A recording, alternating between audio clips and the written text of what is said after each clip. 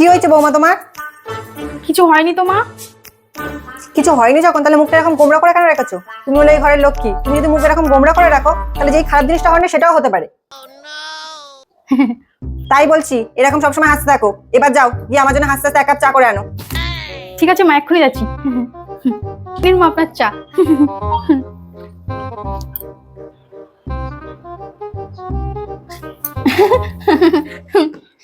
হ্যাঁ মামা বলুন। কি? আচ্ছা আচ্ছা ঠিক আছে। মা বলছিলাম কি আপনার মা না মরে গেছে। বৌমা, আমার মা মারা গেছে তুমি এখানে হাসছো?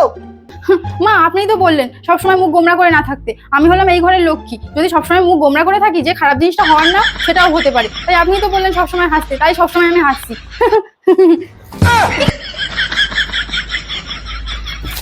আমি কি করলাম বুঝতে পারলাম না তো, শাশুড়ি মাই তো বলেছিল হাসতে। আপনারা যদি বুঝতে পারেন তো কমেন্টে জানান, আর হ্যাঁ অবশ্যই একটা সাবস্ক্রাইব করে আমাদের পাশে থাকবেন।